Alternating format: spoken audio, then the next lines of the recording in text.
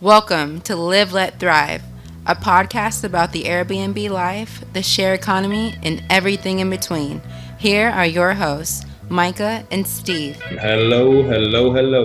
And welcome back to another exciting episode Of Live, Let Thrive.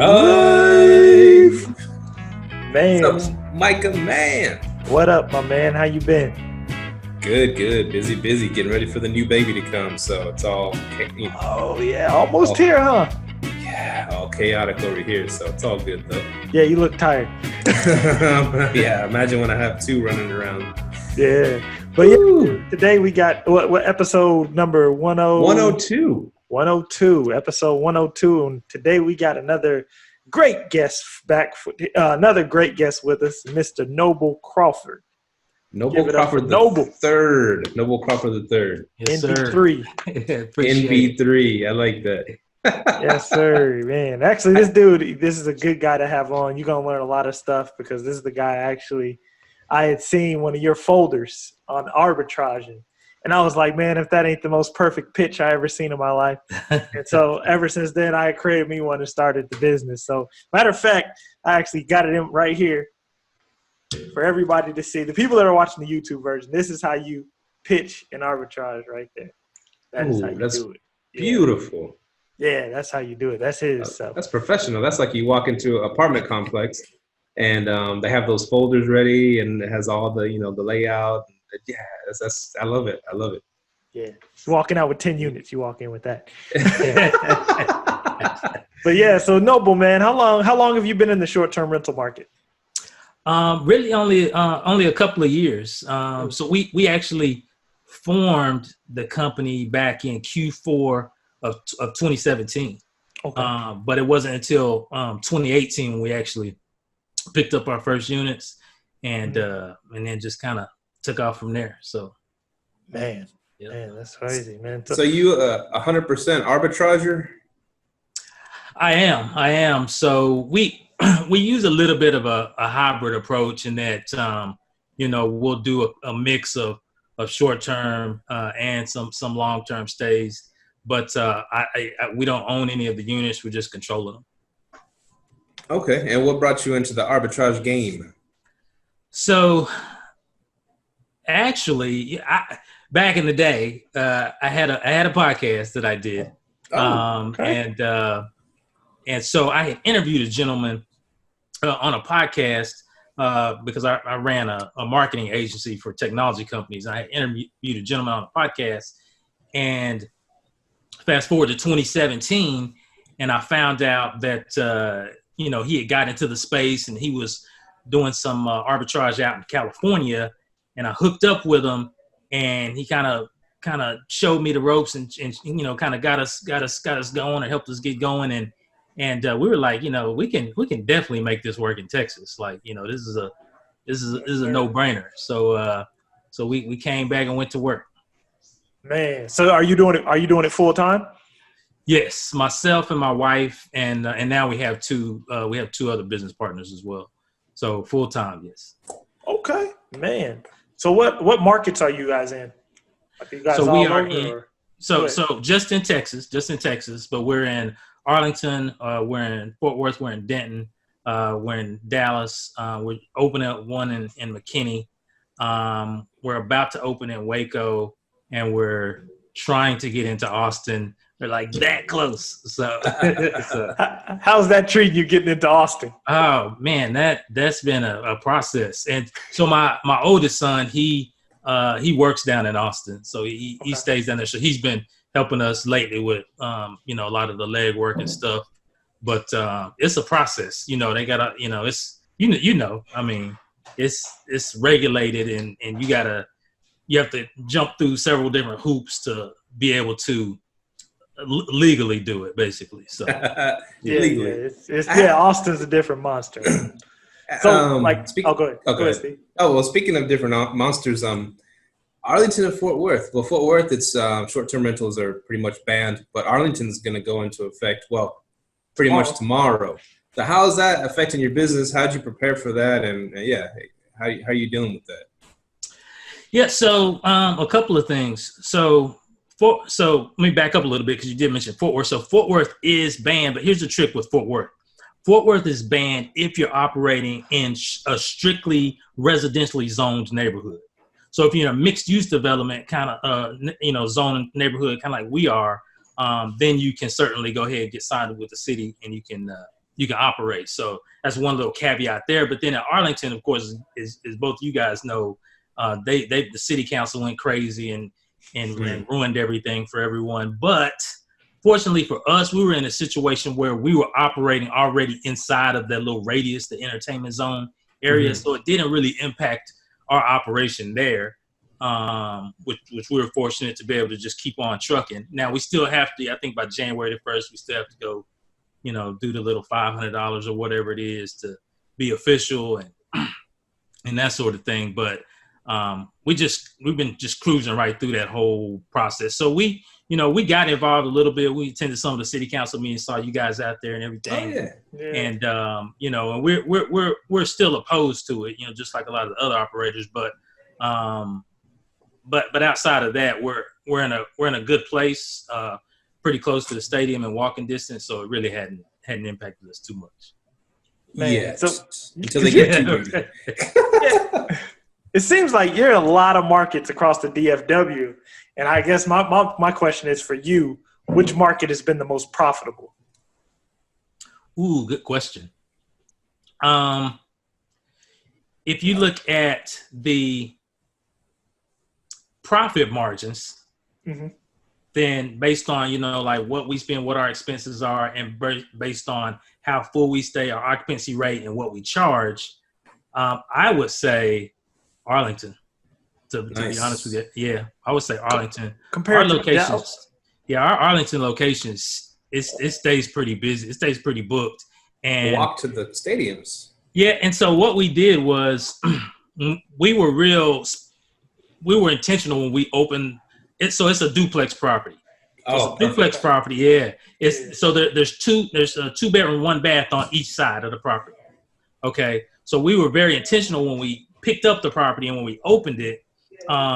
We have theme units. So one of the units has a Dallas Cowboys theme, and the other one has a Texas Rangers theme. Oh, nice! And so the pictures just sell it, because people are coming mainly for those reasons, Yeah. And so and then we spent a little bit of money on the front end, making so it's kind of like you're coming to America. Not so great on the outside, but the inside is on point. So there's no exterior pictures of the property. I'll put it like that. But by the time people come in and they open the door, they're just like, oh my gosh. And they don't even mark us down on the exterior. I had that problem. I have one kind of in a not so good neighborhood. I didn't take pictures of the outside, so when they come in, they're like, oh, when they walk in, like, oh, this place is nice, Absolutely. So, you already know. Yeah, I actually heard one lady on my Ring doorbell. She was like, whoa, this is nicer than I thought. So when you said you did one theme Cowboys, one theme Rangers, I had thought about doing that also, because I have a spot in Arlington on Airbnb. And the only thing that I was afraid of is because I have people coming in town that are like fans of the other squad. And I'm like, I always thought, would that detour them from staying at my place? If they're a Redskins fan, staying at a place that's wall-to-wall Cowboys stuff, I wouldn't I wouldn't go to Redskins territory and rent something like that. But I mean, there's so many Cowboys fans and Rangers fans coming through. I guess it don't really matter. It's funny because I would say that a lot of the people that are coming in, that are staying there, are Cowboys fans. And when they see it, the Cowboys, it's Cowboys Nation. It seems like, all across the nation, like there are Cowboys fans everywhere. So, so when people are scrolling and looking, for different places to stay and they come across it, most of the time, more often than not, we have Cowboys fans staying there. And we've had a few people from opposing teams, but it's never been an issue. And then also the college games do well too, But yeah, I think people just like, because it's not just like the star and stuff like that. Like we have some old like pictures of the original Irving Stadium and then the new stadium, and they're so we got some nostalgic stuff in there. and then we have like my kids used to play like little league football. They used to play like select football, and so we have their old helmet in there and their shoulder pads and a football on a tee. So just little touches like that. I like that. Just to hook it up. That's what I love about Airbnb is you get to do some creative stuff. You get to put your own touch on it, make it different and everything like that. Instead of just going to cookie cutter hotels all over the country, the same stuff. I like how you could be creative with it. Absolutely. Yes, I'm thinking about doing that too, making like a sports theme room in my next one. That's a good idea, man. I like that, man. So like you go ahead. No, I was just gonna say we've just found that we have a little bit better success when we're doing themed units for whatever reason. And so one of our units is a coffee based, and so it's all about coffee. And now in this particular one, we have like 3 or 4 different, 5 different kinds of coffee press, instant coffee pot. So it's all about the coffee connoisseur. And I'm kind of one myself, so so I kind of knew what I already wanted to put in there. But then like it's kind of set up almost like with Starbucks style, with the colors and the decor and the stuff like that. That one probably second to Arlington. That one performs really well. So those if you do a coffee thing, I guarantee you it'll perform well. And then another one that performs well are when you have units that have pops of red as an accent color. Those perform exceptionally well. So this is just things that we've learned just from a design standpoint, and we don't actually design our own units. So we bring in somebody to help with that part of it.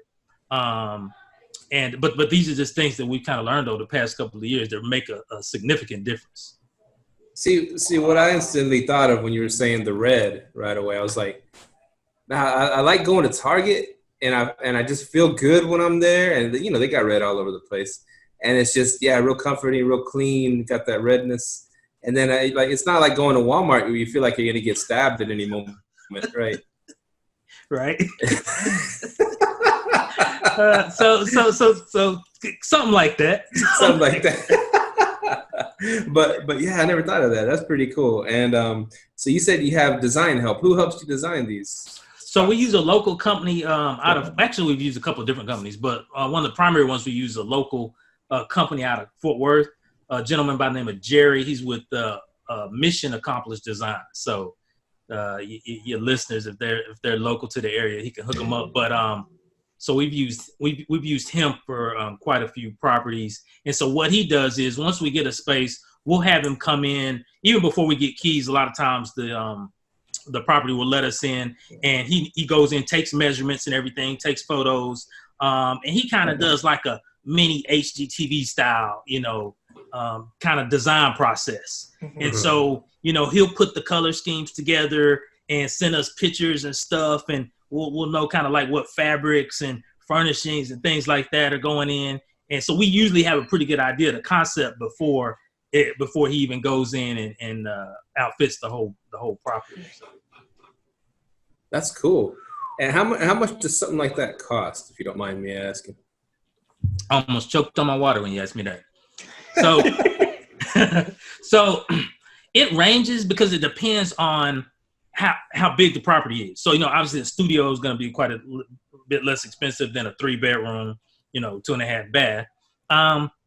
But just to kind of give you an idea. So we did a 3-bedroom, 2.5 bath townhouse. We did a couple of them actually out in Denton. And those, I would say those were anywhere. I know one of them was close to 20 grand. I know that for a fact. The other one was probably around 12. It's probably around 12,000 fully outfitted. Now, the one that was for 12, it has a game room upstairs with a pool table, with a dartboard, with a card table. Like it's kind of themed itself. So it's like a fun property, and it has like a full out game room upstairs. And then the one that the more expensive one, it's decorated to the nines. So it was more pricey, but it has 3 bedrooms upstairs and it also has an office up there. So in the office up there is a dedicated workstation, desk, printer, There's a glass whiteboard on the wall because this one's attracting more of a. So there's a couple of different verticals that we go after. And we can get into that later, but this one attracts a different audience. And so there's more business amenity type stuff in there, full blown office setup. To take advantage of. So yeah, so so here's how we determine like the way that a property will be outfitted. There's three ways we look at it. You know, you can look at the Walmart version, the Target version, or the Nordstrom's version. And so depending on where that property is located and the type of property is and the type of customer that we're going after, that'll determine, you know, where we fit in those three ranges. And so definitely those townhomes are more higher end Nordstrom level products. But I would say that that the Arlington, even though it's as nice as it is, it's probably still a Target level product. And then the coffee one is probably a Target level product, maybe a higher end Target. So they range. But we don't skimp. That's one thing we don't do is we don't skimp on the furniture. We go in, everything's brand new. So there's some ways to go about not paying full price. So so for the close to 20 that we spent on the one, that was probably well over $35,000 worth of furniture. Damn. So it's high, yes, but it's also a bargain when you look at it comparatively of what you would have spent. And that product sells itself to that specific audience. So yeah. So when you drop like 20 on that, what are you renting this place out for, like to recoup that 20? Yeah, so it'll range because you know how when you're in the booking platforms, you can set like that place can sleep 8. That specific. There you go. Okay. 8. Yeah. So, but what we do is we set it for 4, and then everyone over 4 is that additional nightly charge. So we set it to sleep 4. And then every guest over 4 is $25 a night per guest. Nice. Per night. So we set that up inside of the platforms. I've been hearing people having trouble out of that. How have you guys been handling it? So it's less of an issue for our nicer units because those people know what they want and they're willing to pay for it. Okay. And so it's not uncommon in some of those nicer units for us to get 6-figure earners in there. They want that amenity, and still they're going to come out paying less than the embassy down the street, and have twice to 3 times as much space. So it averages itself out, and it's been working well. Man, I was wondering. I like how you did the 8, and then you set it for 4. That's a nice that's definitely a little trick for y'all. That's one I might start using myself. Yeah, because you get that bump because if you can, first of all, there's, and I think we were both at Sean's meetup not too long ago, and I think we remember where he said that those larger properties, there's not as many of them, and so for those bigger groups. There's not a lot to choose from out there. So we've certainly found that to be the case, even in secondary markets. So Denton would be considered like a secondary, tertiary market, as opposed to like a Dallas or urban, downtown environment. But even in those markets, the larger properties are performing because there's far fewer of those than the 1-bedroom, 2-bedrooms.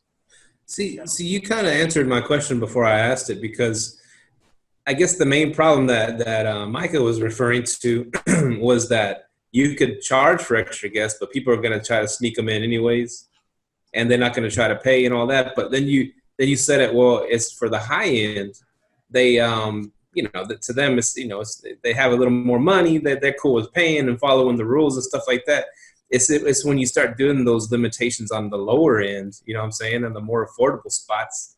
Then that's when you get people trying to bend the rules, break the rules, because a dollar means a lot more to them. You know what I'm saying? Right. And so we have properties where we do deal with that, where we have that element where they'll specify a specific number. And then, of course, they come in with an extra 2, 3, sometimes 4 people. But we have some processes in place to deal with that on the front end. And so usually as soon as we're aware of it and we bring it up, then the manner in which we bring it up, and also the points that we use to the things that we use to point out to the guests on why we don't allow it and why it's unacceptable, more often than not result in them paying the additional fee to us prior to going into the second night. And so if it's a multi-night stay.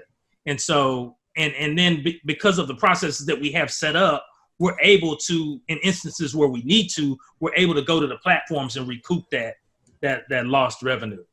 We have a pretty high success rate with that. So like you have a Ring camera and stuff, so you know how many people are coming in, right? So we have a few things going on. So we do have a camera system. So all of our properties, we're using Vivint. So we use a Vivint product, but all of our properties have both front exterior and a rear exterior. If there's a rear door, a rear exterior camera. And we have a couple that even have a third camera, but most of them do have at least those two. So we have that in place. And then we're heavy in the messaging on the front end. And we're heavy in the house rules and the terms and conditions on the front end. And so our guests, before they arrive, they have already heard from us probably 3 to 4 times on average. And so we're very specific about what we do not allow.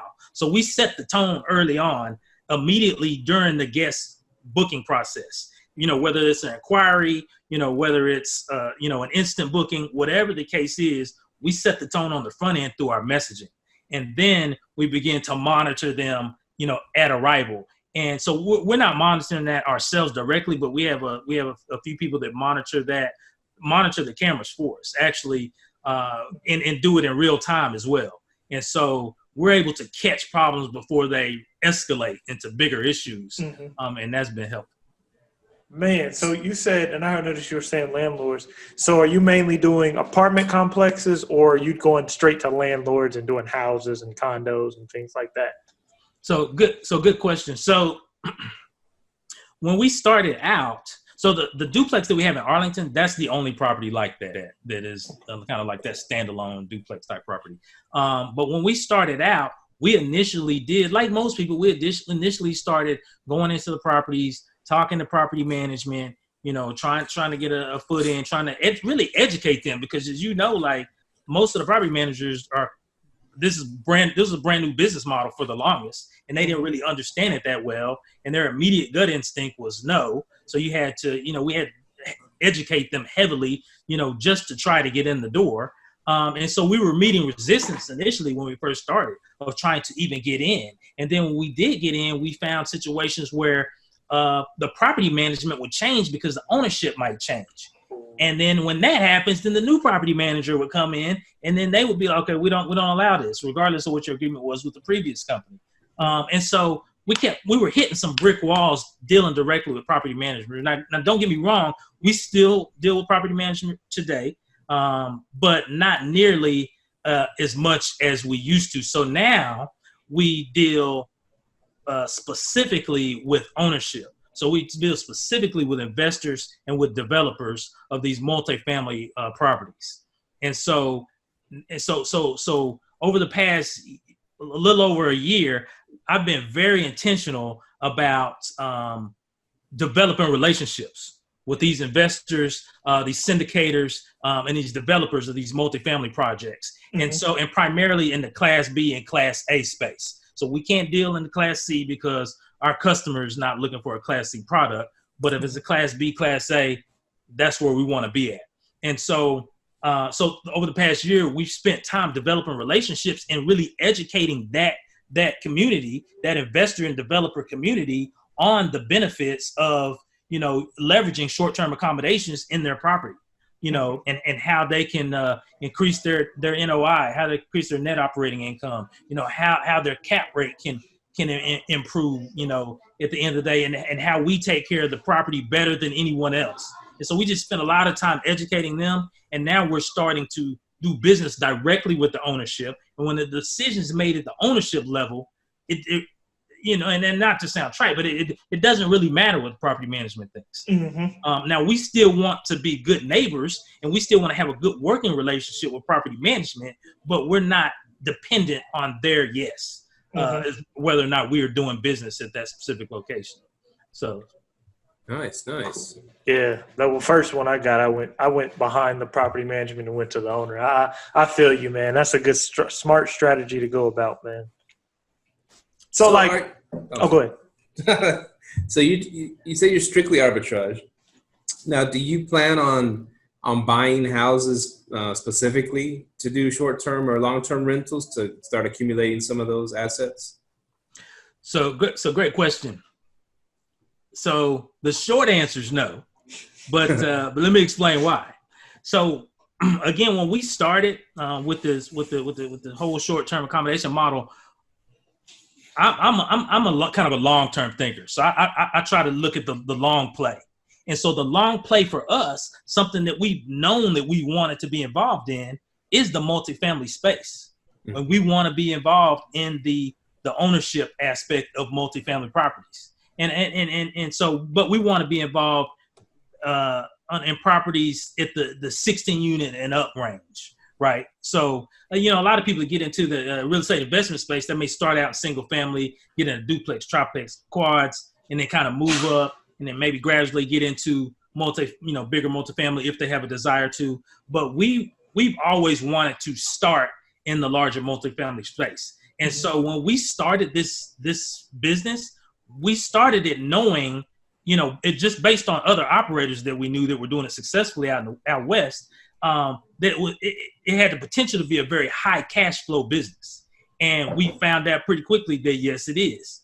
And so we wanted to, develop that cash flow and increase our monthly cash flow, so it will put us in a position to go out and be a part of this and the multifamily investor community and invest in these multifamily deals. And as you know, when that cash flow increases and it starts to increase substantially, your tax rate increases as well. So you need to move that cash into a different type of investment, right? Mm-hmm. And so we've been very intentional about how we've gone about it, but that's our long play. And I would say probably over the next year, we'll be in that position where we're investing in some of those multifamily projects.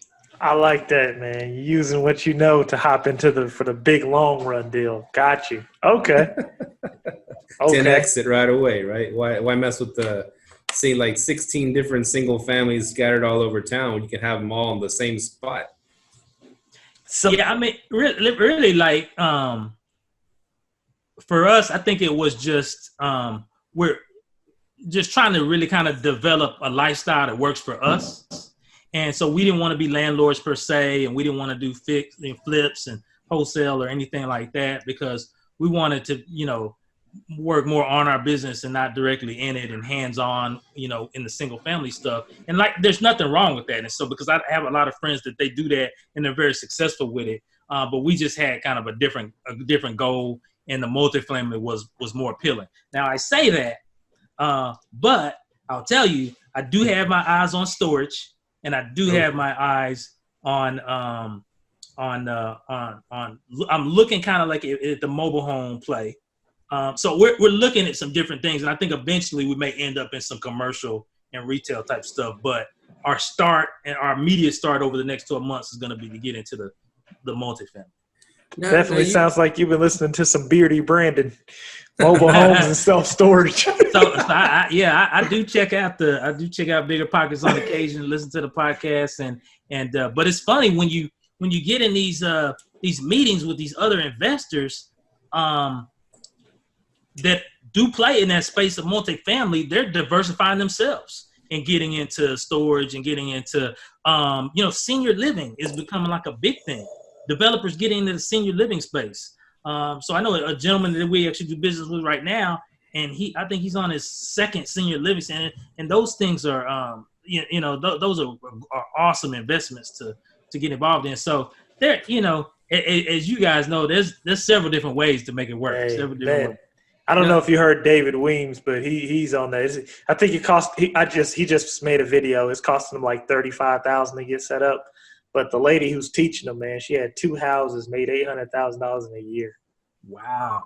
I was like, that's insane, man. That's crazy. Now here's something that I was thinking about while you were saying you're making this, your cash flow keeps increasing. And, like you said, it pushes your tax bracket up. But I guess how I see it is if you do go about it like buying, single family homes and then starting to make the profit and stuff like that.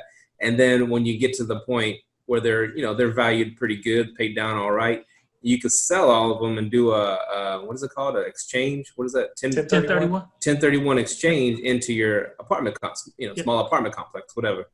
Yep. But since you're not accumulating them right now, you're getting hit with them taxes every year. Or how are you trying to minimize your tax hit? So we have an awesome CPA. Okay.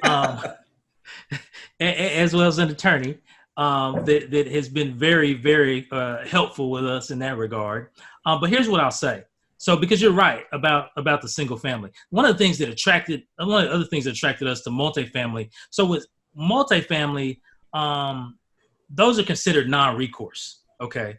So not non-recourse being that they're not looking personally at your personal assets per se, or your personal credit. They're looking at the asset itself, and so they're financing the banks are financing on the asset and not necessarily on the individual. Now you need to be involved with a team, a proven team, somebody who's gone through syndication before, some general partners and things that have a history if you're going to get in, on your first deal. But, unlike single family, where those are recourse loans, where they're very heavily dependent on your assets and your financials and your credit and all this and that, it's less so with multifamily. So that attracted us as well, because I'm the type of person who, if I can put the majority of my assets under my businesses, that's where they're going to go.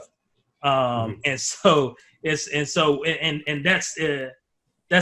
easier to do in a multifamily deal. And I don't know, we just like it. And I'm not against single family, but I think the multifamily thing just works. It just worked for us a little better. I like it. So, like, one thing we always talk to the last few guests about, like, everyone's been talking about a recession. How do you feel like if a recession were to hit, how would it affect your business? So that's a good question. You know what? I'm not that concerned about it. And here's why. The businesses that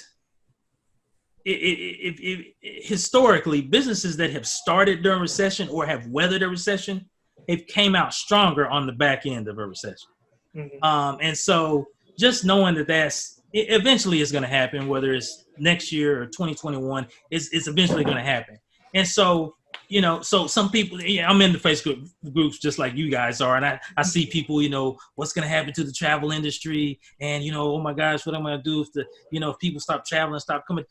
Stop. So you gotta, I'm a glass half full type of dude, right? So I'm not in the worry mindset, right? Yeah. I'm in the how are you going to position your business to come out on top regardless of the economy? Okay. Mm-hmm. And so for us, the way we do that is, and again, it goes back to the type of customer that we're going after, right? And it goes back to the type of product that we're putting out there. And so that customer, that type of customer is traveling regardless. They're doing what they have to do regardless. Now, here's another thing. So what we do is we operate in a couple of different verticals that we've gotten pretty good at. Okay, so one of them is higher education. One of them is with insurance. Okay, and then there's corporate. And then I would say probably the fourth one, probably the least, but the fourth one would be like healthcare. Okay, so with higher education. So the way these universities are set up, these professors that are teaching are not all from the area. A lot of these professors are brought in for a semester or for 2 semesters, or fall and the spring, to teach courses, but they don't live in the area, right? And similar to what students are doing that are coming in. And so these professors, they just like everyone else, they need a place to stay. Same for the international student. So and there's a lot of those. So the international student is coming to the university regardless of the recession, regardless of what's going on. They're traveling to come to the university. Okay. And some of them have different living needs, that they're different things they're accustomed to, coming from a different culture. And so when you when you have a good idea of who your customer is and the things that they're looking for and what's attractive to them, you can position yourself and position your business to still effectively operate regardless of what the economy's doing. So school's not going to shut down. Colleges are not going to shut down because of the economy. Higher education not going anywhere. You know, people are still going to be coming to universities and be coming from all over, right? And then you have some universities, you have wealthy parents sending their kids to school, and the kid is adamant he's not going to stay in a dorm. He wants his own apartment as an incoming undergraduate freshman, and the parents will pay for it. It's crazy. I'm not doing that for my son, but their parents do that, right? So just understanding like who's your customer, who are you attracting, you know, with your product or with your service. Yeah. And so that's for education. So insurance. Okay. So you'll be surprised at the number of requests that we get from insurance companies for people whose properties are flooded, you know, there's damage, there's mold, there's whatever the case is. And they have to put these people up a lot of times for 30 plus days, sometimes 60. And so, you know, so we've started to develop relationships with these companies. That's not going to stop because of the recession or the economy falling out. There's always going to be housing problems. People are always going to have issues with their houses and they need another place to stay. You know, so that's an example. So corporate. Okay, so one of our properties is located. So the one that we're getting ready to open, actually, we were strategic about picking a location. It is literally across the street from Raytheon. Okay, so yes. So here's what we know. Here's what the due diligence that we did to determine this is in fact going to work. So we contacted Raytheon. We found out that, you know, and we know that they bring employees into the area, into the North Dallas area, near their headquarters, and they relocate to the area. And so we said, okay, instead of working with a relocation firm, because that's another play, but instead of doing that, we want to go direct to the employer. And so we found out going direct to the employer that they work with a third-party relocation agency, right? And so we got that information. So we contacted. So now we're in communication with the third-party relocation agency to be one of the to get what's the word for it, to be part of their buying group. So when they go out and they cut a PO to somebody, you're in that list of buyers that they use, or list of properties that they would send some of their relocated employees to. So now we're in the process of getting that set up, because we don't want to serve just, you know, one family at the one property. We want to serve 10 families relocating across 10 properties, right? That's not going to be affected by a recession. You know, there's still going to be, you know, people are going to relocate, you know, and a lot of times people are coming down south from the cold, you know, so they're coming our direction. Like I said, I'm a glass half full. We're going to make it work. We're going to make it do what it do. Man, after this podcast, I'm about to go get about 10 arbitrages, man. You inspired the hell out of me, man. Forget a recession. and in a way, I know it's all the same. And when you think about it, it's all arbitrage game. But you kind of separate it into 3 or 4 or 5 different things. And it reminds me of what a guest of ours, Adam James, said on the show. He likes to have at all times about at least 7 streams of income. I know it's all arbitrage, but it's all niches, you know, it's all different things that you're targeting. And so, yeah, okay, let's say one of them, you know, business slows down a little bit. You still got the teachers, you still got the students, you still got the medical, you know, one of them slows down, you still got your other streams of income coming in. And that's how you protect yourself from a recession. You know? Absolutely. We don't want to put all of our eggs in one basket. We like to kind of spread the wealth a little bit. It's funny because that episode with Adam James, that was epic. The first and the second one, really. You know, I listened to both of those. He dropped some. He dropped some. He shared some stuff that was like I'm listening to the episode. I'm like, dude, you're giving away this is like you're giving away all the information. Right? The whole trade lines thing. Like we ran that play like a year and a half ago. Works beautifully. You know, and so, but he was dropping knowledge on that episode. So that's real talk. So, but another thing that we do is since Steve brought it up, he's talking about multiple streams of income. You know, so all of the services that we put in our units, we get kickback on those services. So we get paid on those services. Every time we put a Vivint in, every time we set up electricity, every time we put in internet, anything like that. we're getting a piece of that. So we're paying that bill and we're getting a piece of it back. Okay, every month for every property, and we have other hosts that we've helped do that, but then we get a piece of what they, we help them get their services set up, and we get a piece of that. Now that my wife manages all of that aspect of it, but it's a beautiful thing because that's a whole nother stream of income right there. That's genius. And it's beautiful because as you scale, it just increases. It just increases, and so I'm a wholeheartedly believe in multiple streams. I'll be talking to you after the podcast about all this, man. we need to get your wife on the show to dive in deeper on that because I'm like 3 houses. I'm paying the electric, like you said, electricity and the water, all this stuff. I was like, there's a way you can make money off that, man, that's a game changer. Absolutely. So because one thing you shocked me, you said Arlington's your best performing, and I'm like, dang, and he got Dallas too. Do you feel like Dallas is saturated to a point where it's just kind of harder to make that larger profit? So let me back up a little bit. So the main reason I said Arlington is because our expenses are so low in Arlington, and what we do in profit, the profit margin is so high. So from just a ratio of expense to profit, that one performs better. Now, it doesn't yield the most revenue on a monthly basis, but the margins are higher.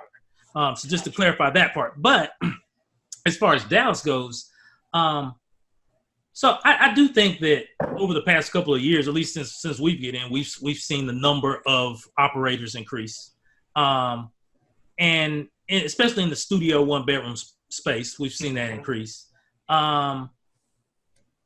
I'm not really worried about that, to be honest, because I think if you distinguish yourself in the market, you're gonna stand out. You're just going to. There's a lot of people that have, and both of y'all can attest to this, I'm sure. There's a lot of people in the last couple of years that have come into the space, but they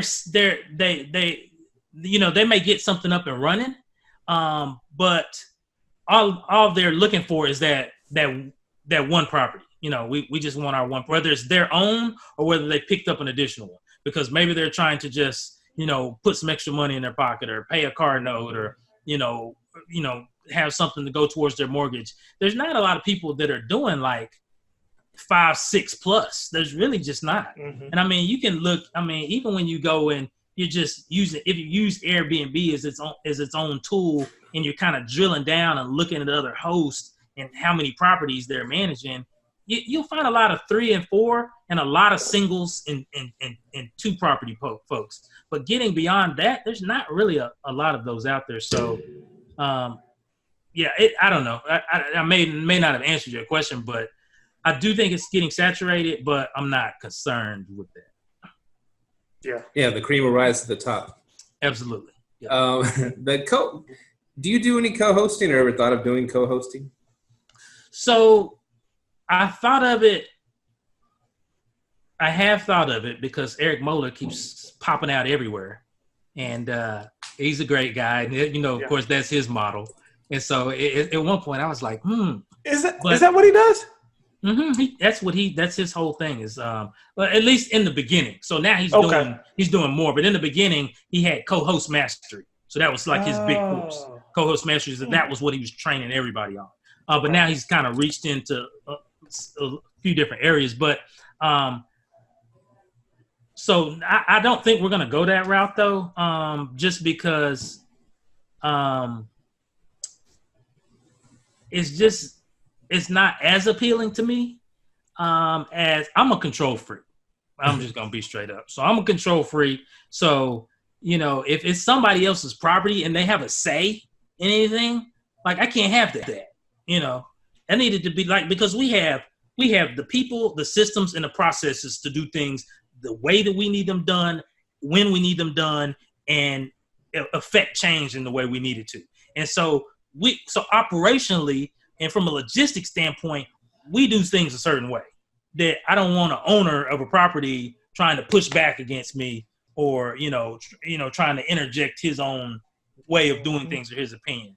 And so I don't think we'll dive into that. And And like I said, we're cruising ahead with the arbitrage, and at some point in the next 12 months or so, we're gonna tackle this multifamily thing.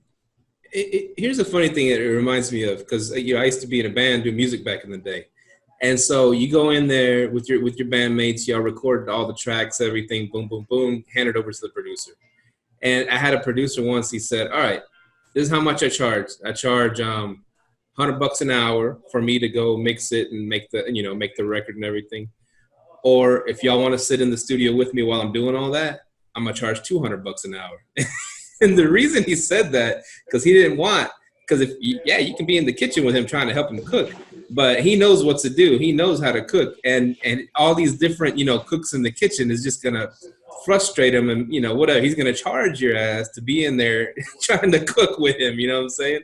So I don't know if that could be like, hey, you want to help me manage this? I'm gonna charge you 30%. If you want to let me do it and make the money I can make you, I'm gonna charge just the 20%. I don't know, just something like that. That's interesting that you brought that up, because we do have one deal. We have one deal where the whole 15 to 25% co-host property management fee, like that's not enough for me. So I'm motivated by maximizing my income and my revenue, right? Mm-hmm. And so that's like pittance to me, because so we have an arrangement. We have an arrangement with a developer, and this one's unique from all the other ones, and we set it up like this because we wanted to test it. So we're actually doing a revenue split with this guy, okay? But we don't pay any rent or any utilities, none. And so we're just splitting the revenue that the property generates, okay? And so we're doing a fairly even split on that. And so and it's working beautifully, because one of the things that his concern was, well, I need to be able to at least make the rent amount, that I would have normally made from a regular tenant. And we already knew that if you do the short-term accommodation model properly, it's gonna crush that by 2 to 3 times plus sometimes, right? Mm-hmm. So once we kind of educated him and sold him on the idea, we went in. So in this particular properties, we don't pay rent, we don't pay utilities, we don't pay internet, we don't pay trash, gas, nothing. We simply operate the property, collect our half of the revenue. It's a beautiful thing. And so we're testing that still. And we're gonna go through a full 12 months. So in I think February next year will be a full 12 months doing this with him. And he's already asked us, do you want more properties? He's already asked us that. We haven't even got to the first full year yet. And so we may do this again, but I need to be at that 50% mark and not the 15 to 25% that other people are playing in. Right. So that's kind of where my head's at with that whole thing. Yeah, that's actually a nice little gem if you want to start co-hosting to do it that way. I like that model, man. That's a nice one. So how you're talking, it sounds like you got all your systems in place. You got everything fully automated. What tools or systems are you using to automate everything on your end? Channel managers, systems, whatever. So our technology stack is deep. I mean, all the big players in the space, we've probably tried them or are using them currently. So one of the things we're making a change right now where our channel manager, we were a guestie in the beginning. They crapped out really quickly. We went to Tokeet. We left them. We went to OwnerRez, which we actually love, but there was a few things that we needed that we couldn't get out of them just yet. And we've recently moved, and then we've tried our own booking platform that we had a developer go in and customize some stuff.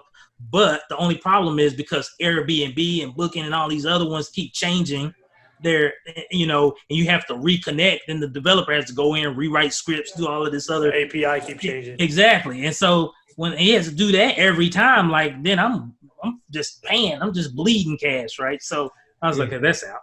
So now we're using Logify.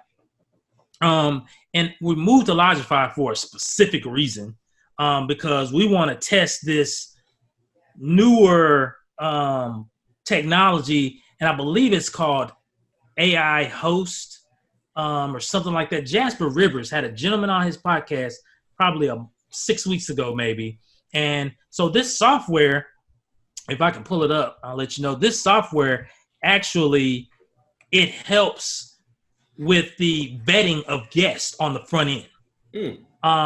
It'll do soft credit pulls and it'll do a form of a background criminal check, where as long as you let the guests know that this is the process that we use to vet, it will do that, and it will do it even under the Airbnb restricted platform. And so what it does is it allows you to better vet guests that are coming. And so you might want to go to booking.com and turn on instant booking, where credit card fraud's heavy on booking.com, right? Yeah. So, that's one of those barriers where you're like, oh man, I don't know if I want to do that. Well, this software steps in the middle of that, and it vets the guest, and everything happens quickly. So it vets the guest, and it spits out a criteria number of whether this guest, based on several different factors, will make a good candidate be a good candidate for your property. And then it'll red flag them if it thinks that they're going to be a problem person for whatever reason after it's gone through all of these different checks. And so, but this software right now is the gentleman who runs the software is only set up currently, as far as I know, with Guesty, but he's getting ready to open it up to Logify. And so he's kind of, I don't know why he started with Guesty, but that's where he started. But he's getting ready to open it up with Logify. And so that's why we made the switch recently, like very recently, to Logify. And we're trying to kind of get everything moved over so that we can implement this software once this push comes. So I'll shoot it to you guys. I'm trying to think of it. It's not AI Host. It's called Auto Host. It's autohost.ai. That's the website. And so your AI? Yeah, .ai, autohost.ai. Intelligent guest screening for Airbnb, guest screening and background check. Man, that is dope. Yep. And how much do they charge? So it's there's pricing. Let me just look. I don't think the pricing is down there, but I got on a conference call with the CEO because I was interested in this product and I wanted to know it's here, pricing on here. So they have a guest verification portal from $2 per reservation. So if a guest books and they stay, $2. So I'll up my rates $2 to cover that. That's easy. Yeah, but to know that I'm, the guest that I'm servicing is, a little safer, a little better for my property, a little less, troublesome potentially. That carries a lot of weight for me. So that's a new software that we're looking at. We use the Smart BNB like a lot of your listeners do. We use a company called Virtual Concierge because we have some smart properties. Mm-hmm. And so we have a couple of properties where you can go in because they're smart properties. You can go in and you can talk to the property. You're right. You're not going to do things like, you're not going to go in and say, make me dinner, but you are going to go in and you're going to say, turn movie mode on, and it sets the scene, turns on the TV, goes to, Amazon Prime or Netflix or whatever, or you are going to be able to come in and say, as long as you got some coffee filter in the coffee maker, in the morning, make my coffee and just talk to it. And you're doing it through Alexa or Google or a product like that.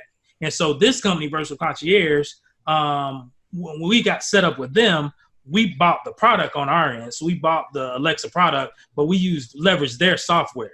And then it's to the point to where there's a couple of properties when a guest comes in, we already have captured their Spotify user ID or their Pandora user ID, and it starts to play their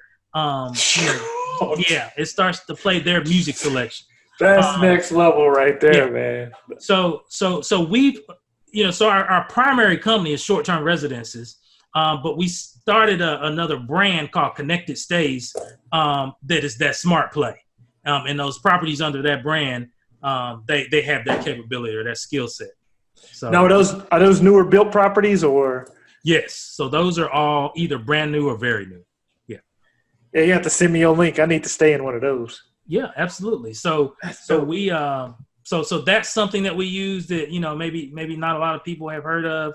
And then you know, we have some marketing stuff that we've deployed lately. You know, I caught your episode with Facebook, so we were running some things. That was a good episode for me to hear, because I was always like in the back of my mind, like, am I doing this right? Like, I know Facebook pretty good because I came from marketing and some of the other marketing channels, but you know, just knowing like I'm coming from the technology space to this space, like, what are the similarities or the differences? And I know how to do it over here, but am I doing it right over here? After listening to that episode, I was like, okay, I'm on the right track. So I felt a lot better. Yeah. EJP, he dropped some game on that one. That really helped me too. So no, go ahead, Steve. So do you use other platforms like VRBO, HomeAway, stuff like that? Yeah. Yes, so we do. We are all of the above. We were on Booking for a while. We turned it off because of the issues. Yeah. We're going to turn it back on. You know, once we get the auto host stuff, you know, up and working and running. You know, like I said, and after talking to the CEO, and he has people on the Booking platform who don't have those issues and don't have those credit card issues because they have a check for that. So they checking like multiple things, and it's all AI driven. You know, so it's all artificial intelligence just running in the background. And so once we get that set up, we will be back on Booking. We've increased our direct bookings. And so our direct bookings, we've never given the guest the ability to just go to our website and book because of the credit card fraud thing. And we didn't want to have a lot of strike returns and, you know, guests trying to, you know, book and then, you know, capture that credit card money back. And so we've always, on our website, we've always made it a process where they submit an inquiry and then we respond with a customized quote, depending on what city they're looking for and what properties are available. And then and a lot of that's automated, but that's the process. So once we get the auto host built back, you know, get that set up, we're likely going to have our direct bookings increase even more, because then we're going to open up the page to where they can just book directly and we won't be as concerned with all the credit card issues. Nice. Makes sense. Man, dude. All right. I got a few more questions. Go ahead, Steve. Getting down to we're getting into the nitty gritty. So cleaners, what are you using for your cleaners, turnovers? Well, you know, like you guys, I'm using Turnover B&B. Now, so I will say this. So, not every property, but the majority of them I am. So we were using, for a while, we weren't using Turnover. We started with Turnover. We had here's what's happened. So when we opened up our very first unit, which was the duplex one, the Arlington. So we opened up one side because the baseball side was ready for the football side. So we opened the baseball side. We were the weekend that it opened, we were going to Florida on a trip. So we had lined up a cleaner through Turnover B&B. So we're in Florida. The cleaner shows up to clean after the guests had left, right? And this is our first one. So, you know, this is serious remote action we're talking here. You know, we're on the East Coast. The guest is there. I had my brother-in-law. He's in Arlington, so he was kind of just overseeing stuff for us. But the cleaner shows up after the guest leaves, and she steals one of our coolers. Oh. So we do an upsell at that property. So let me switch gears for a quick second. We do an upsell at the Arlington property where we do add-on stuff. One of them is we have a tailgate package that we offer for extra money. Oh, that thing's beautiful. So, but anyway, so long story short, so we had put a brand new Igloo cooler in there, you know, for the tailgate package that the people upgraded to. And we caught her on the Vivint camera leaving with our cooler, right? While we're in Florida.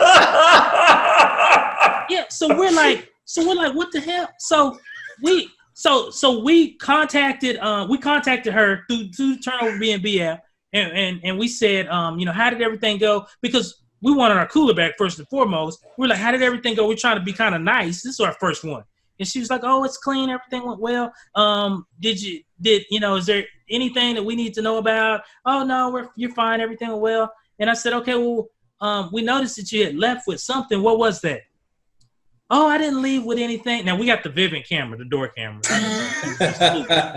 So long story short, we busted her, and she tried to say that she thought the previous guest left it and wasn't coming back for it. Are you kidding? Like, bring me back my cooler. So then she said, well, but it had a crack in it. It was brand new. You know the Walmart right down the street? It just scooped that bad boy up before we left out of town. So it was brand new. It was no crack. So then we said, look here. If you the cooler was brand new. You obviously didn't know that, but we're going to take the price of that cooler out of your pay. And at that time, Turnover B&B wasn't set up to where you would prepay the cleaner. It wasn't set up like that at that time. And so, because we were paying her directly. Mm-hmm. And so we did. We backed it out and paid her the difference or whatever. But that was our first experience with Turnover B&B. And we were like, oh, forget this. So we left for the longest. But now we're back. It's all good. She got you for your igloo, man. I didn't tell you. But that whole markup with the upsell thing, dude, get on that, man. That's beautiful. Okay, because I'm probably like thousands of listeners are like, how does he do the upsell? And I've always talked about how to do something cool like that. And so, so how do you do a package like? Where do you put the stuff? Like, let's say the cooler and some chairs, or I don't know. You could describe it. But where do you put it in case someone comes in, they don't buy it, or they're there? Oh, we do need that stuff. And how do you set it up? Yeah, so typically we'll upsell it before the guests arrive, so we'll know that they're going to want this specific product. So we have varying degrees of that product, but the most simplest one is it involves the cooler. So we'll provide the cooler, we'll provide the ice. We got to have the red cups, so we'll have those red cups. And then we'll and then the napkins, and then we'll have the little koozie things that keep your drinks cold. We provide everything except the liquor. Because we don't have a liquor license. I'm not trying to get sued. So we provide everything except the liquor. So all they have to do is just run down to Walmart. We'll give them directions, grab the 6-pack, 24-pack, whatever, and everything else is ready to go. And it's going to be cheaper than them buying all of that stuff. And so that's the key. So, and then because we can do it at a very affordable cost because we're doing it over and over and over, we've made our money, several times over. But we keep it in a closet. So we have a locked closet that's specific for supplies. We have 2 locked closets on each side. But in that property, we keep it in those extra items in a locked closet. We have a gaming console upsell that we do. And you would think, man, I'm not putting my PS4 in there. Well, we don't. We put our PS3 in there. We let them have that, and we only bring it out and then we'll take a deposit. Believe that, and they'll put up the deposit. We'll do like a $100 deposit for the PS3, and we got a stack of games. But for the games and the PS3, we'll do the deposit. And then we've got the flat panels on the wall, and the HDMI is coming through the wall and at the bottom, so it can just pop it in and get to going. So if they paid for the package, then do you give them a code to that locked door, or do you have the cleaner set it up for them? So because we're pre-selling it, we'll pull that stuff out and make it available for them. Then we'll do it, or the cleaners will do it for you? The cleaners will do it, yeah. So the cleaners will do it, or we have what's called the community manager. So our community manager, a lot of people that we know in the space refer to them as kind of like a runner. But basically, they do a couple of different things. They do spot checks on our cleaners. So some of our properties, the cleaners work directly with us. And so in those properties, those cleaners know they're going to get random spot checks. So the community manager, they would handle refilling of supplies, restocking, consumables, things like that. Laundry, because we get our laundry done offsite through a facility. And so they do drop off and pickups of laundry. But then they also spot check the cleaners. And so, and then on occasion, they may put out some of those upsell items. So either they'll do it or the cleaners will do it. A runner, man. That's genius right there. I never thought of something like that. Yeah, I'm not trying to do. I'm trying to go get some more property, right? Yeah. That's where my time is best spent. So we oversee the people, and then we empower them to do what they do, but we also train them to be effective at their specific jobs. But I like them upsells, dog. I'm taking notes on that one. So this brings me to the next. The other questions I had was who refills like the supply cabinet and stuff, and I would assume the runner does that. Right. So, of course, we're real Amazon heavy, that and Costco. And so depending on, what the need is and how urgent it is, we may have something delivered, or we may have the runner go grab some stuff at Costco. But usually the community manager is the person that's handling the restocking for the units. And so we have, there's two. So because we're kind of spread out a little bit and we don't want one person just running all over the entire metro area, but that's typically their role. And they put the trash out too, right? So in Arlington, because it's a duplex and the hassle with, Wednesday, Saturday trash, yes. So they'll go out there on Tuesday night after 7, because that's when you can put it out, and they'll put it out. And then the Saturday run where there's no recycling, but it's just trash, take care of that too. And I will be honest, I've had to do that a few times. It's not fun. No. So, but yeah, that's typically something that they would do. That's a big thing for me right now that I'm going through, and I'm kind of getting better at it. And with Myka and Adam, you heard the last episode, Matt and Adam James, they asked their guests to put it out for them, and I'm like, I just thought that sounded a little weird, but I did do that on one of my last guests, and they didn't have a problem with it. Of course, I haven't received a review from that guest yet. Maybe they're just thinking about hitting that button, But yeah, they did it no problem. But I still, if the cleaner's flipping it, the cleaner will put it out as soon as they're done cleaning. It might be a few hours before that 7 o'clock mark, but whatever. It's still not too bad. I hear you. So I used to work in hospitality years ago, and so I was really like really intentional on the hospitality piece, and so while I don't necessarily see a problem with asking the guests to do it, I'm more pro hospitality. Like, I'm going to serve my guests to the nth degree, and it's worked well for us because we get a lot of repeat guests, which in this business it definitely helps. And so for me, it's more of a service thing. I'm trying to provide the best service for the guests because I know, like you said, Myka, there's other operators. You're competing now. The space is getting more full. But we're separating ourselves not just from the product, but also through the service piece.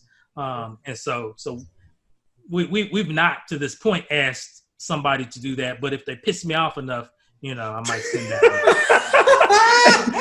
And go and take that trash out while you're on your way out, man. Damn. No, yeah. Those are like the big things. We go pretty in depth about Airbnb and stuff like this on this show, and then the business aspect, and even Facebook, trying to get it out there and trying to raise your listing up. But those are the questions we get all the time. Is the trash and the turnovers. That's the hardest part of it. If you could automate those two things, man, you're set. Yep. Yeah, absolutely. That and the cleaning. Yeah, you get all of those going like clockwork. You're good shape. Oh, the laundry thing. I didn't even think about that. See, that a lot of times my cleaners want to go in there, boom, boom, boom, bust it out, do the laundry, and they'll leave with like some towels in the dryer still drying. And I'll have enough towels for the rest of the guests. But I guess her logic, and I can see it. I don't want, I don't want them to have to be there 3 or 4 hours if they don't have to be. They got other things to do. And but they do a great job. But they said, well, I just figured if they needed extra towels, you could tell them they're in the dryer. But we'll have enough towels as it is. But anyways, the laundry thing, that's cool. How do you set that up? So we actually have a service do all of our laundry for all of our properties.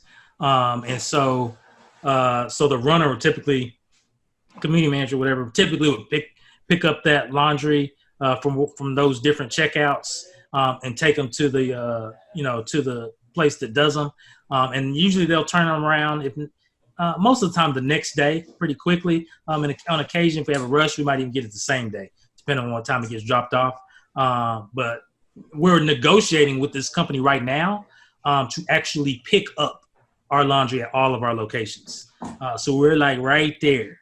And that's going to be a game changer too, once that happens. But we started out doing laundry. We immediately gave that to the cleaners. I know that I'm picky and I'm kind of anal about different things, but my wife is a clean freak, like a germaphobe too. So,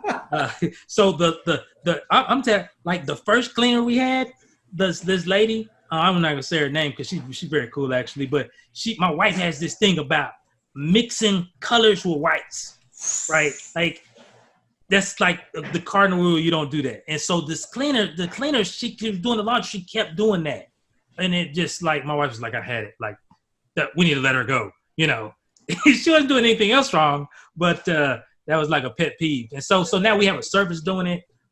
Everything's smooth. Everything comes out great. We don't deal with lint.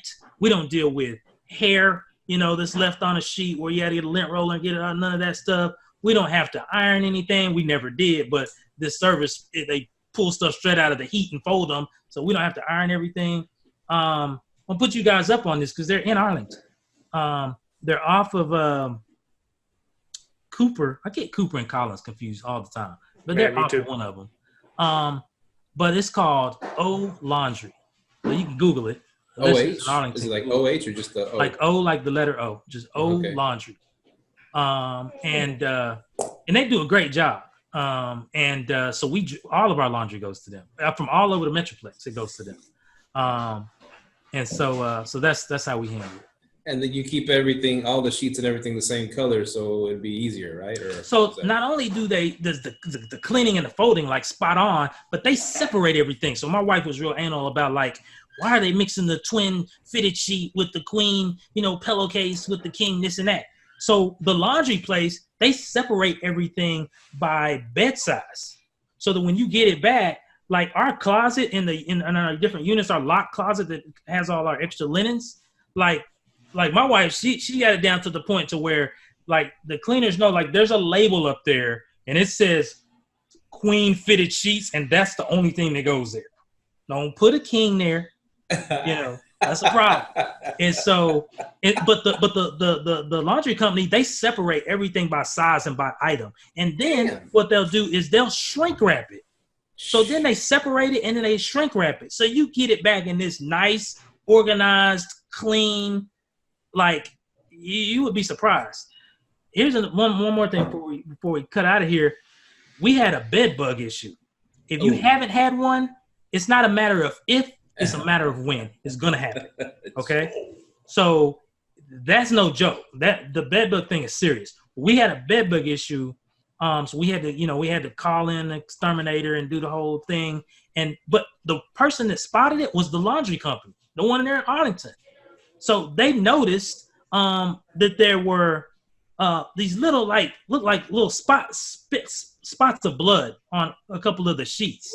Well, what happens? I learned a lot about bed bugs over this whole ordeal. But what happens? Bed bugs are so tiny, and some of them you can't even see, especially the little baby ones.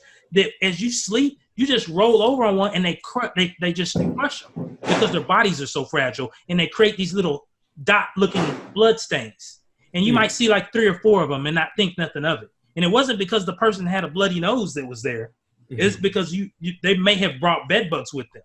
So we had someone we had a guest bring in bed bugs to a brand new listing. The first guest there. Yeah. So, but the laundry place is great. They caught that. We were able to get the exterminator out before it became a big infestation problem. They cleaned all the linens, everything was good to go. And we didn't lose any downtime. We had contacted proper insurance. We were like, look, we got bed bugs, about to file a claim. They said, come on, we got you. But we didn't have to file it because. So you do use proper? Mm-hmm. We use proper for primarily just for the security of having the insurance, but also the business downtime that they cover too. So they'll cover any downtime that your business has, loss of revenue is what I'm thinking. They'll cover loss of revenue for you. And so that's why we called them, because we've known people to go be down for 2, 3, 4 weeks because of a bed bug issue. And so we had all those bookings stacked up. That could be quite a bit of money, and Proper will cover that loss for you. Mm-hmm. And so, but little tidbit. So does Proper go by what you average at that house or what? So typically, when you get set up with them, they'll ask you a series of questions: property size. They'll ask you expected revenue. and then they got some algorithm they use, and I think it's like 70% of like what you would normally anticipate getting. But there's not any other STR insured companies that will do that. That will cover business loss like that, and especially not at that higher percentage. So for us, it was kind of like a no-brainer. What is proper charge? So it ranges again based on size and everything like that. But a 2-bedroom, let me think. So for the duplex, right? The Arlington, since we've been talking about that one. So there's a 2-bedroom, 1 bath on each side. I want to say that each side is like right around $40-something, $50 a month for each side. So it's nothing. It's nothing compared to when you look at the revenue that you're doing and the security, because they cover everything. Like it's $1 million coverage. It is $1 million per door. Yeah, so that's per door. So when you're in a multifamily and you're doing multiple doors, and a lot of these property management companies say come to the table with your $100,000 renter's insurance, I just come back with, I got you times 10. I'm gonna give you $1 million insurance. and so it helps you sell too. It helps you sell to properties too. And then you always want to name the property owner as additionally insured, because then that coverage extends over to them. So it's a beautiful thing. I know Sean doesn't do it. He's talked about how he doesn't do it, but I like the peace of mind. And I like the opportunity to recoup lost revenue. But Lord forbid something happen, there's a catastrophic problem at a property. Not only is the owner covered, we're covered, and we'll be covered for the rest of the year. If we're out of business for the rest of that year. So that's a big thing. Nice, covering all your bases. And I know you like to be unique when you set up your spots, your places. Do you put like catchy, unique names, and how do you come up with your names for your places? I don't, and I'm terrible at that. And we would probably do a little bit better marketing wise if I did. But so this one we're opening in McKinney, this will be the first one where we're allowing pets, right? And so because all of our other properties we don't allow any pets. So this one we're going to allow pets because the community as a whole allows the residents to have up to 3 pets per door. So we're like, this is crazy. So, everybody and their mom's got a pet over there. So we were like, we might as well. And then just doing some just pulling some data, I found that properties who allow pets seem to perform. They perform a little bit higher because there's so many that don't. And so this is a pet-friendly community. So we're going to allow pets there. We're going to allow 2 small dogs up to 15 pounds with breed restrictions. So all of that's going to be in the terms and stuff that they agree to. But no, I don't have a catchy name. I think that one's going to be like new pet-friendly family space near Dallas. I mean, how boring is that? But you know what? Says it all. For SEO, it might work because it speaks to exactly what it is. So I'm really interested to let me know how that works out for you. That pet friendly. I might turn one of mine pet friendly and then do the restrictions, man. I've heard they do better as well.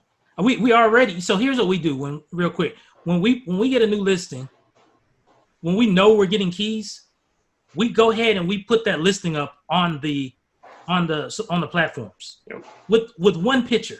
Here's the trick. That picture says coming soon.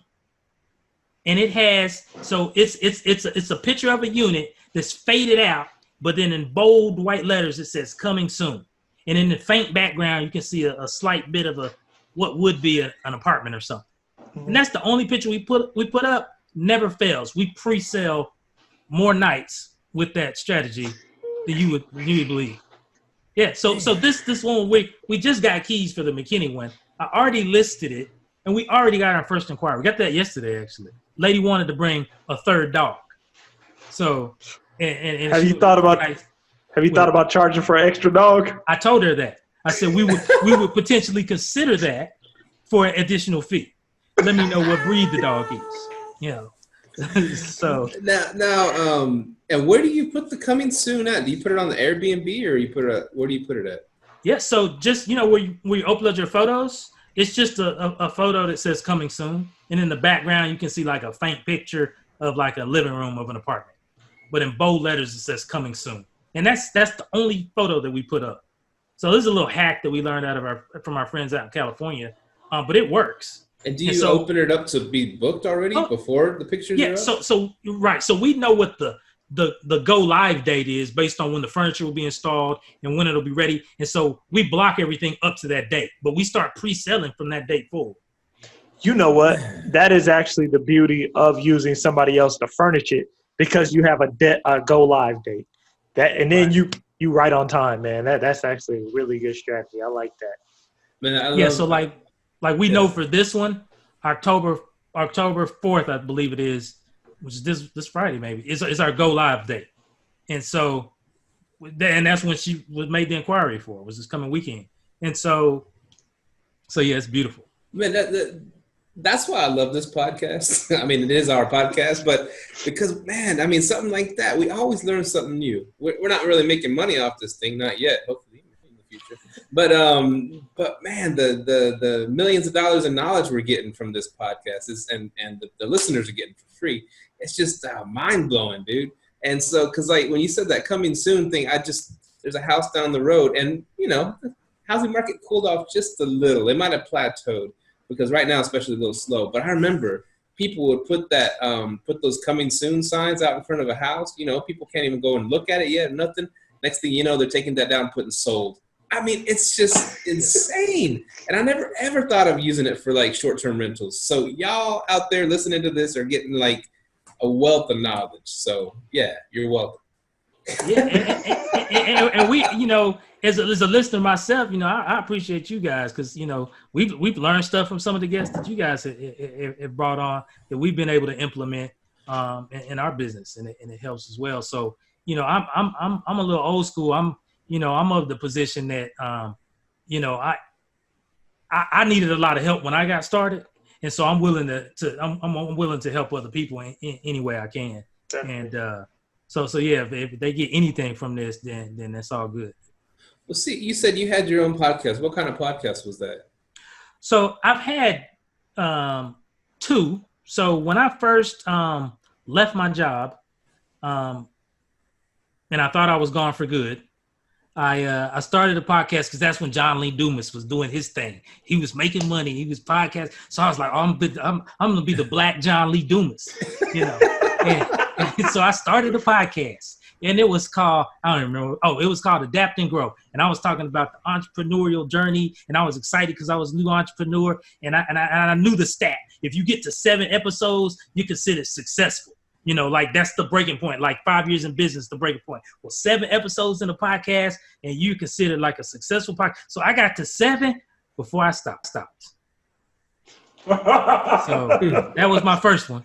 And then the second one, actually, I just finished that one a couple of years ago. So I ran a marketing agency in the technology space. And so we did, me and a co-host, we did a podcast specific to that industry that actually did really, really, really well.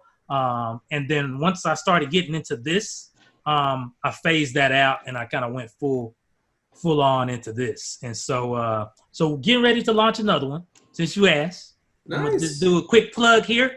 Go ahead. We're launching one in the coming weeks. It's called Hospitality Cash Flow for Multifamily Communities. And basically what it is just what it sounds like. So we're going to be showing investors, developers, syndicators, multifamily community owners, how they can leverage short-term accommodations to, like I said before, increase their NOI, increase their property value, you know, and just improve the overall experience of the community, of the apartment community. And so it's specific to that crowd.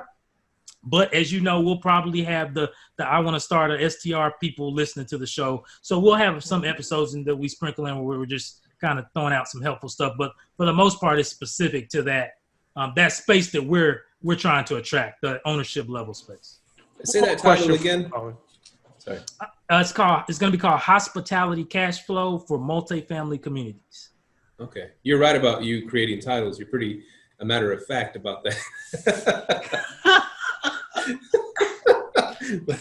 So, with you arbitraging some of these apartment companies, I know you said you invest in some of them or multi-families. Have you had success of actually just like that duplex or whatever? Have you had success of actually getting one of your own and like making that your own? So we haven't tried yet, Okay. and we haven't tried specifically for a reason, because again, when we go in, we really want to go in on a 100+ unit deal, with a team of investors to take down a sizable multi-level property. We want to be involved at that level, and so we know that there's multiple ways you can get involved.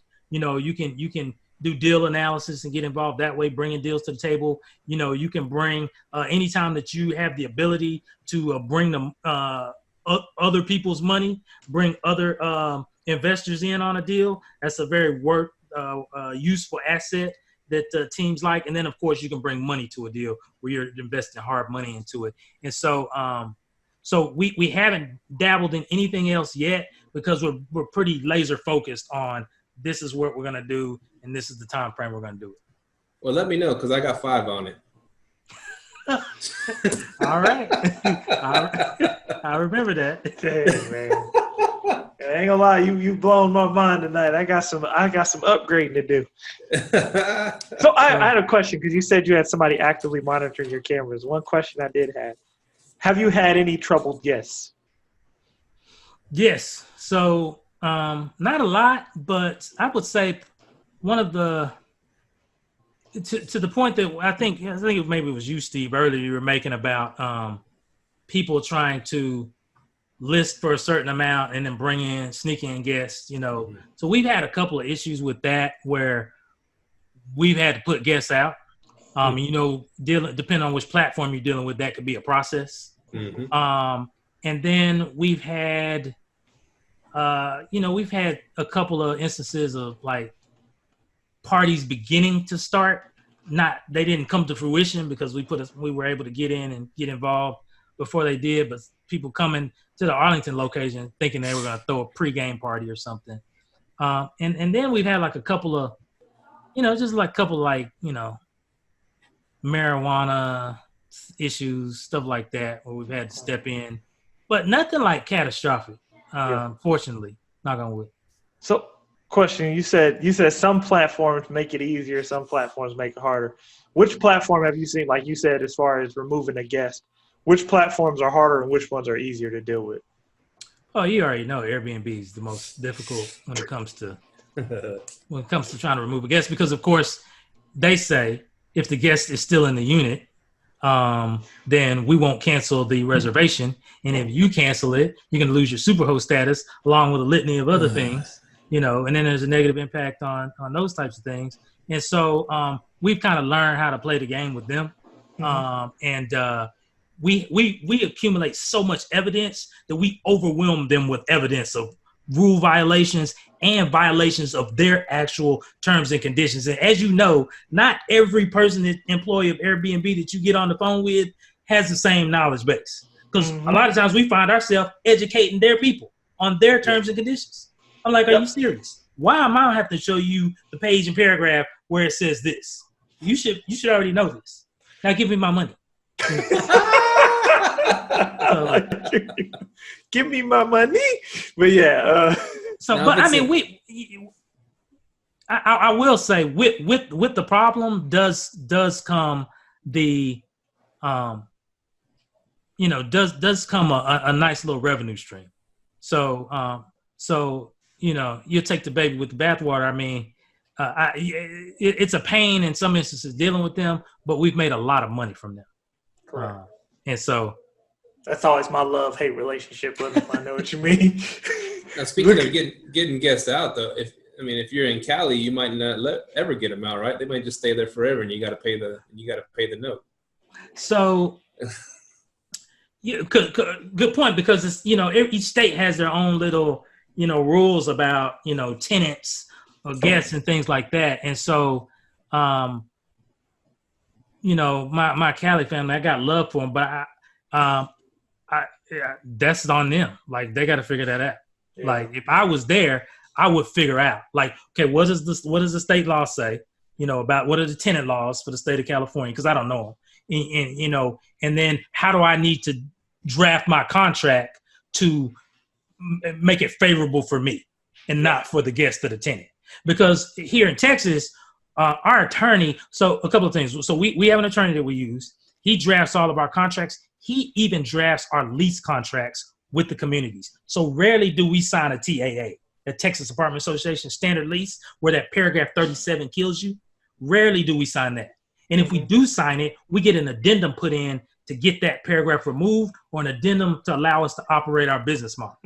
What is that 37? What is that paragraph 37? So that's the restrictive one that says you can't list on OTAs, you can't sublet, you can't do all this and that. It's a very restrictive paragraph. So if you're signing the traditional TAA, just be mindful of that. We write in an addendum for that. And then we have them sign the addendum. And because once we've educated them to the benefits of us partnering together, and that's how we phrase it, us partnering together, then the light bulb goes off for them, and then they're like, oh, you are better than an average tenant. You do take care of the property a lot better because it has to be picture perfect, because that's how you make money. There is less wear and tear because there are periods where it actually does sit vacant and it's not used 24/7, 365 like a normal tenant. You do handle some light maintenance, so if a doorknob breaks off, you got somebody that can take care of it. You're not bugging our team at 3 a.m. So they understand after we educate them, like the benefits of doing business with us. And then it's less of an issue. Man, dropping some knowledge today. Yes, sir. Man. So I guess this is usually Steve's question, but I'm going to go ahead and ask it. What's one tip you would give to listeners if they're looking to get started? That's a good one. So here's the tip. And it's nothing new because I think one of your guests have said it before. It may have been Adam James or one of the other ones. But if you want to make a business out of it, what we found out, and not that we didn't know, but we didn't know how very important it was, is the business credit aspect. Okay.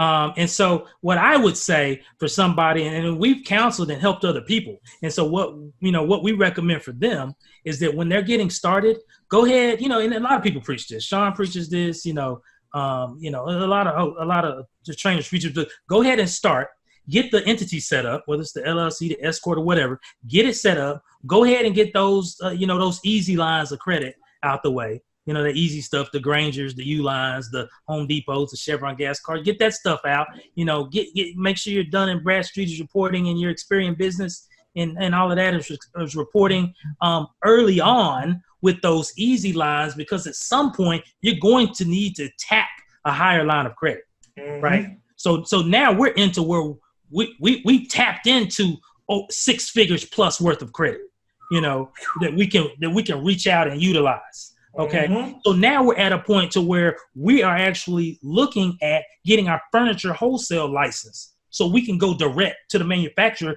to get furniture and get that buy. And that's one of the things I was talking about earlier. And but you got to have your business credit needs to be in place and kind of set up and running, so you can go make these moves like this, when you get the 6 month, 9 month, 12 months into the business. And so that's my one little tidbit. Business credit. Man, that furniture wholesale license, man. I'm telling you, Noble, you about to be the favorite guest up in here, man. Adam James, he coming for your number 1 spot. Man. Oh, man.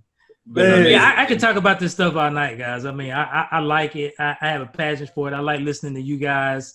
Y'all keep me motivated and excited and laughing and whatnot. And so I appreciate you guys for doing the show. And, we're just going to go out here and do this thing and crush this thing. Hell yeah. Yes, sir, man. It was good having you on. We can't wait to hop on your podcast, by the way. Yeah. Absolutely. Man. Yeah, we're going to be launching soon, probably in the next few weeks. And we'll be doing the call out for guests and stuff. So I'll definitely reach out to you guys. Would love to have you on and have you drop some knowledge on the listeners and things like that. And on the developer market too. Because there's a lot that they just don't know, that you guys know because you've been in the space, and you could, you are considered the thought leader and the and the influencer in your space for every single person out there who knows less than you. Mm-hmm. Everybody. So that's a large group when you think about it. For us that are in the space, there's a ton of people who haven't learned what we learned. And a lot of new people that are getting started. And so yeah, for the developers too, like y'all could crush it, like just educating them on things that help them come on board. And the more people that come on board in this space, the more it'll have an impact with local ordinances and local jurisdictions. Because our Waco project that we're working on, and this is a little bit of NDA type stuff that I can't talk too much about, but basically, like the ownership, there's an existing property and there's a development piece. So without getting into too much, the ownership is going to go to the city because Waco has an ordinance that limits the percentage of STR3s, or basically multifamily. So if you have a multifamily of 100 units, they have a limit of 5%. Well, that would be 5, right? Yeah. So the developers of this multi-million-dollar property are going to go to the city and ask for a variance. Why? Because they can, and the city will listen to them because they're spending millions of dollars developing land next to Magnolia. Ooh. Yep. So that's why the more people that understand the benefits of this model and can get on board with it, and then they operate correctly, so they're not out there doing a bunch of illegal stuff necessarily, but they're not allowing everybody says party houses or whatever, which is a cuss word to me, but they're not allowing that element, and they're actually setting up their units right and running them right and that sort of thing, and helping to give the industry a good name. Like that's going to eventually have an impact at the city level, and it's just a matter of time. But this whole business model is not going anywhere. I think more restrictions are coming, but I think restrictions can be good as long as they're smart restrictions. Yeah. And the restrictions are made based on them being educated on the facts and not neighborhoods saying we've got party houses. So yeah. It's just like, the cat's out of the bag, right? Just like with Uber and Lyft. Okay, you can, the taxis can say, please ban them so we can still have, sorry, it's too late. It's just, you can't just ban something that just grew exponentially like that. Same thing with Airbnb. How are you just going to solve it? Okay, we're just going to ban it everywhere. Nah, sorry, the cat's out of the bag. People figured out how to make money with their houses, with their rooms, with whatever. You can't just say, okay, y'all got to stop doing that now. Sorry, it's too late. It's too late. Yeah, it's the hotel industry is now the new taxi industry, and real talk. breeze and palms and whatever got to be done. And, I get it, but we can all play in the space together. That's just a simple fact. Straight up. Cool, man. Well, we appreciate you hopping on and dropping all these knowledge bombs on us. And how can people reach out to you, man? Sure. So I'm on Facebook. I'm pretty heavy on Facebook when I have time, but they can reach me on Facebook. I'm at Noble Crawford on Instagram, on Facebook, on LinkedIn. Also through short-term residences on Facebook, on LinkedIn. The podcast is getting ready to drop, Hospitality Cash Flow. There's a Facebook group called Hospitality Cash Flow. Go ahead and join now, because we are going to be giving away some stuff. I know Myka doesn't like to lose any money at all, not a penny. But we're about to run this marketing play, and we're going to 10X it. And so we're going to give away some stuff that's going to return to us tenfold. So go ahead and join the Facebook group, Hospitality Cash Flow, and you'll find out there. One quick question, because I was talking about the streams of income. You ever consider doing Turo? Yes. And it kind of ended up like co-hosting did for me. I want a lot more money than Turo is going to pay me out. And so when I look at the time versus income ratio and that sort of thing, it may not be something that I get into, but the concept of it definitely interested me. And when I was thinking of it, here's another thing real quick before we go. So we were in on this failed deal, or I was associated with a gentleman who was part of a failed opportunity. And it's not really a failed opportunity, but he's no longer part of it. That is a fleet of Teslas that are rented out, basically leased out with the driver. Okay, kind of like an Uber model, but they're only electric cars, Teslas and BMW electric cars. And they serve the business executive community. And here's another thing. So you hear about the Saunders, the Stay Alfreds, the Stay Lyrics, those big guys that are operating in the space that come in urban cities and take down like a whole floor, 2 or 3 floors. So another player that's not as known, but they've been in the business for a while, is called RealPage. So RealPage also does STRs in downtown Dallas. I think they're in a building that they have 3 or 4 floors. Well, their residents get to access this Tesla driver service. That's part of their little package deal. So that's a beautiful thing, because the residents, they're already making coin, but then they have this add-on and this benefit, and they have a personal driver that goes down to playing their personal music list, kind of like we do with some of the properties in the vehicle while they're riding. And unlike an Uber, when they go take you somewhere, they'll wait. You don't have to call another when you come back. You can have a driver for the whole day. I can't remember the name of the service off the top of my head, but they're based in Dallas. And now they're kind of sprinkling around the country. So I'll give it to you offline, and you can drop it in some notes or whatever. But yeah, so that type of thing interests me. So the Turo piqued my interest, and that like took it to another level. Yeah, and see how I've been researching it since Adam James said he's doing it now, and he said I will not do anything unless I could outsource it. Unless I could if I don't have to do anything, and that's true, because he wants it to run itself.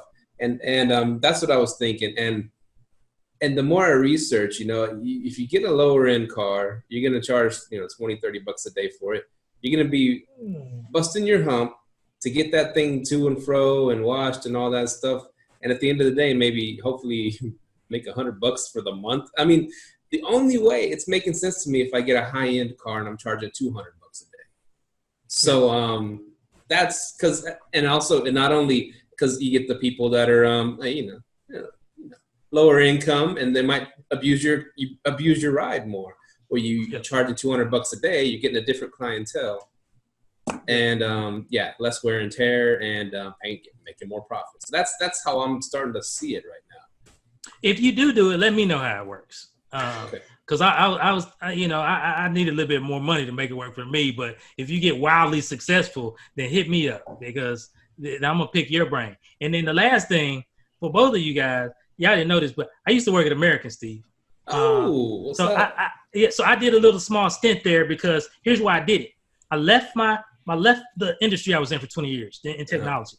I started my own podcast. I thought it was gonna be John Lee Dumas. Right. So I was sitting on some cash when I left, because I was in sales. I had finished this big deal or whatever. So I kind of cashed out and left the industry. So I started the whole podcast. I think I'm gonna make money. Right. So then when that didn't happen for like 3 months, I started getting fear. The fear set in. Oh my God, am I like a fake entrepreneur?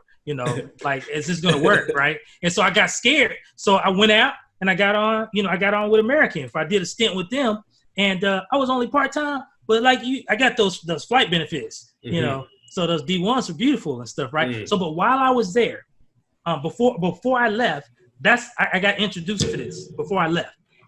Here's the play. So the flight attendants union, they determine where they put their flight attendants up in the different cities, and they vote on that either yearly or every other year. I was working an angle before I left to try to get properties put into that vote. Okay. And so, that's a play there that you might want to look into before you retire next year, if you leave. Yeah. Because, and I've got some contacts I can send your way, but, they determine, do we want to get blocks at the Holiday Inn? Do we want to get blocks at Marriott? And like the room blocks and the properties. So if you have a Myka, see where I'm going. If you have a collection of properties, and there's even a way to get it. So Grapevine's in that ordinance, right? But there's a legal workaround for that based on this business model. So we're looking at one right now, Oklahoma City. I can't talk about it, but it is exactly the same way. Exactly the same way. Okay, and so that we need to talk offline about that. Oh yes, sir. Yes, sir. Yes, sir. So we'll end with that. But yeah. Yeah. Big Yes, time, sir. big time. Hey, you probably ain't the black John Lee Dumas, but you the black Grant Cardone. I'll give you that one, man. He's 10X and everything over here, man. Oh, that's funny. Yeah. MB3. Thank you so much for hopping on, man. Yeah. I'll send you a message offline. We can talk. Awesome. I appreciate it, guys. But yeah, man, thank you for coming on, giving us your time. You definitely, man. I'm about to be advertising this one everywhere because this is gonna be a mind blow. This is a game changer right here. Awesome. Yeah. I had fun. I appreciate it. I appreciate you guys having me on, and y'all have a good rest of the week. You too, Thanks, man. man. Have a blessed week. All right. You Thank too. you. All right. Later. All right, man. Oh, yeah. So we have a few closing advertisements before we go. Ladies, if you're ready to get your health in check, be sure to reach out to Mahogany at Mahogany Artist on IG. She has all your meal plans and workout routines that you need. And remember to follow Live Let Thrive on IG, Facebook, subscribe to us on YouTube. We live every Wednesday, baby. Hit us up. Patreon. Yes, sir. Go Hit us sign up. up. Go ahead, Steve. Yeah. Hit us up on the Patreon. We're gonna have you get access to the new eps as they drop, and access to stuff that we don't put on the regular podcast. So Yes, sir. yeah, and you get to help us out. I mean, we got to pay for the microphones, the mixers. We got to pay for the space to put our podcasts up, and if we, it helps. A few bucks helps here and there. You love us. You want to make us happy and keep us employed. So yeah, I mean, whatever. Do it if you want. I suggest you do it. Yeah, definitely check us out on Patreon. Patreon.com/liveletthrive. Yeah, we are out. Remember, keep sending the emails. We didn't do questions this week. We'll do questions next week with the questions popped off the ground. And yeah, man, keep living, letting thrive. We are out. Peace. Thank you for tuning in to this week's episode of Live, Let, Thrive. Be sure to tune in next week for all the latest in the world of Airbnb and all that entails. Bye-bye.